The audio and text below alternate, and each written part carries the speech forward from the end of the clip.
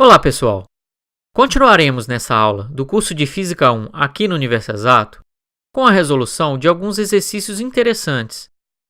Essa é uma grande oportunidade para fixar os conceitos da física newtoniana apresentados neste capítulo 5, sendo aplicados na prática. Vamos ao primeiro deles. Exemplo 5.3, plano inclinado. Uma caixa com a massa de 10 kg é colocada em um plano inclinado com um ângulo de 35 graus. Despreze a força de atrito. Letra A. Calcule a aceleração da caixa após ela ser liberada e a força normal ao plano inclinado. Letra B. Suponha que a caixa foi liberada do repouso a uma distância de 6 metros da base. Quanto tempo a caixa leva para atingir a base e qual será a sua velocidade no mesmo instante? Primeiramente, vamos fazer um desenho esquemático do exercício, onde temos uma caixa com 10 kg descendo um plano inclinado com 35 graus de inclinação. Em seguida, vamos representar o diagrama de corpo livre, destacando as forças que atuam sobre a caixa. Como comentado na aula anterior, quando lidamos com um plano inclinado, podemos utilizar um eixo coordenado dado por x' e y', onde x' é paralelo ao plano inclinado. Vocês vão verificar que isso facilita bastante a resolução do exercício. Percebam que eu não estou representando as forças de reação, já que elas são exercidas pela caixa sobre a vizinhança e não são relevantes para a resolução deste exercício. A primeira força representada é a força-peso da caixa de madeira apontando para baixo, que é igual a massa vezes a aceleração da gravidade. A segunda força que atua sobre a caixa é a força normal, que é perpendicular à superfície de contato. Percebam que o vetor da força normal já está sobre o eixo y'. Essas são as únicas forças atuando sobre a caixa, já que a força de atrito é desprezada pelo exercício. Para encontrar o resultado da letra A do exercício, devemos decompor a força-peso, mg, para os dois eixos cartesianos x' e y'. Dessa forma, a componente em x' da força-peso é igual a mg vezes o seno de 35 graus, e a componente da força-peso em y' é igual a mg vezes o cosseno de 35 graus. Relembrando pela segunda lei de Newton que a somatória das forças para cada eixo é igual à massa do corpo vezes a sua aceleração para o respectivo eixo cartesiano. Sendo assim, para a letra A, temos que a somatória das forças no eixo x' é igual a mg vezes o seno de 35 graus, sendo esta a única força no eixo x', que é igual a massa vezes a aceleração da caixa em x'. Podemos cortar a massa dos dois lados da equação. Dessa forma, a aceleração em x' será igual a g vezes o seno de 35 graus, que é igual a 9,8 metros por segundo ao quadrado, vezes 0,57. Portanto, a aceleração no eixo x' será igual a 5,62 metros por segundo ao quadrado. Da letra A, também temos que calcular a força normal. Pelo balanço de força em y', temos que a somatória das forças em y' é igual à força normal menos a massa vezes a aceleração da gravidade vezes o cosseno de 35 graus, que é igual a zero, já que não existe aceleração no eixo y'. Resolvendo a equação, temos que a força normal é igual a mg vezes o cosseno de 35 graus, que é igual a 10 kg vezes 9,80 metros por segundo ao quadrado, vezes 0,82. Dessa forma, a força normal é igual a 80,3 newtons. Na letra B, temos que calcular o tempo que a caixa leva para atingir a base.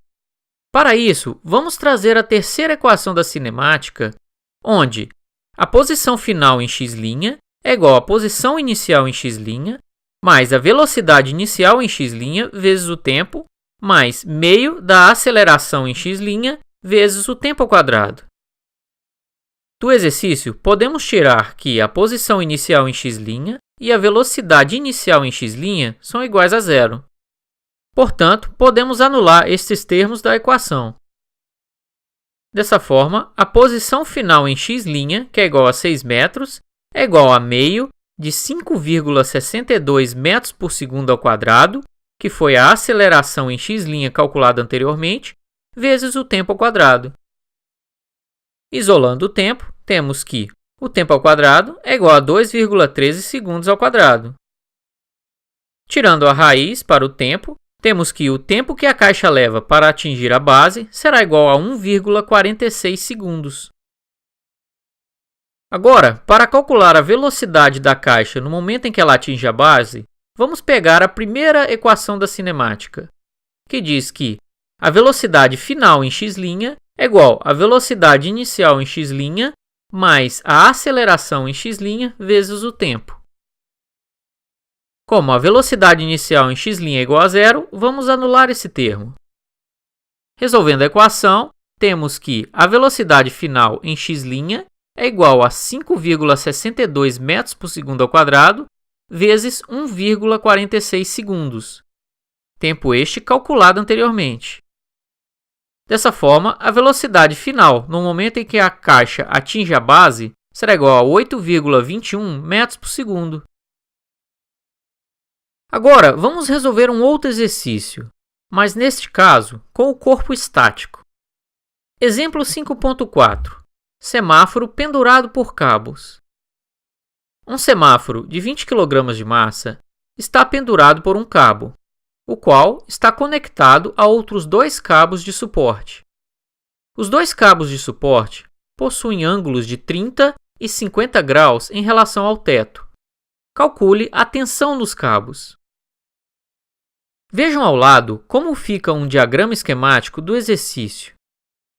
A primeira dedução que podemos tirar a partir do esquemático e considerar no diagrama de corpo livre é que a aceleração do objeto é zero em qualquer eixo.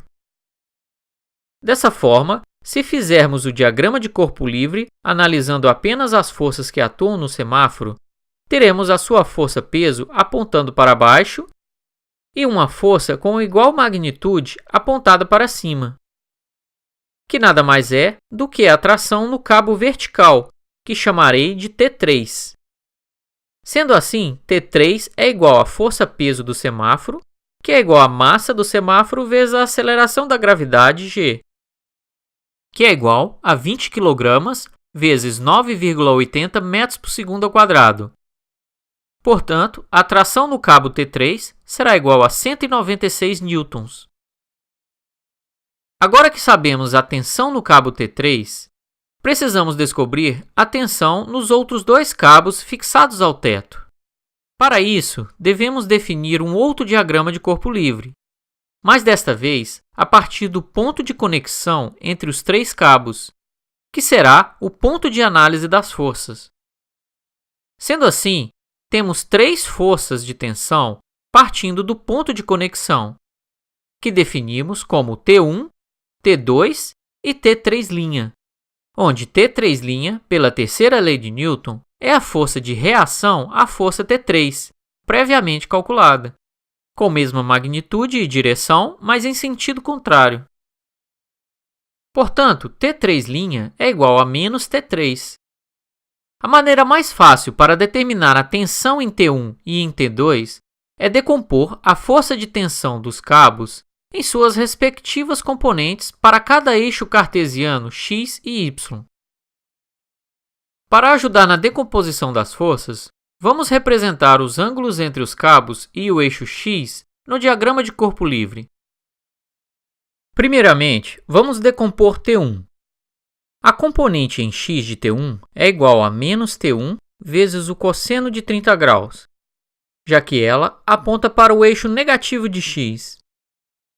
A componente em y de T1 é igual a T1 vezes o seno de 30 graus. Agora, vamos decompor a força de tensão T2, que é igual a T2 vezes o cosseno de 50 graus para o eixo x e T2 vezes o seno de 50 graus para o eixo y. Como analisado anteriormente, a tensão de T3' em x é igual a zero e em y é igual a menos 196 newtons. Utilizando a segunda lei de Newton, temos que a somatória das forças em x é igual a menos T1 vezes o cosseno de 30 graus mais T2 vezes o cosseno de 50 graus, que é igual a zero. E a somatória das forças em y é igual a T1 vezes o seno de 30 graus mais T2 vezes o seno de 50 graus mais menos 196 newtons, que também é igual a zero. Temos agora um sistema com duas equações e duas incógnitas. Para resolvê-las, vamos pegar a primeira equação e isolar T2, que será igual a T1 vezes o cosseno de 30 graus dividido pelo cosseno de 50 graus. Portanto, T2 é igual a 1,27 vezes T1. Se substituirmos T2 na segunda equação, temos que T1 vezes o seno de 30 graus mais 1,27 vezes T1 vezes o seno de 50 graus menos 196 newtons é igual a zero. Resolvendo essa equação para T1, temos que a força de tensão em T1 é igual a 132 newtons. Dessa forma, T2 será igual a 1,27 vezes 132 newtons. Portanto, a tensão no cabo T2 será igual a 167 newtons. Muito bom!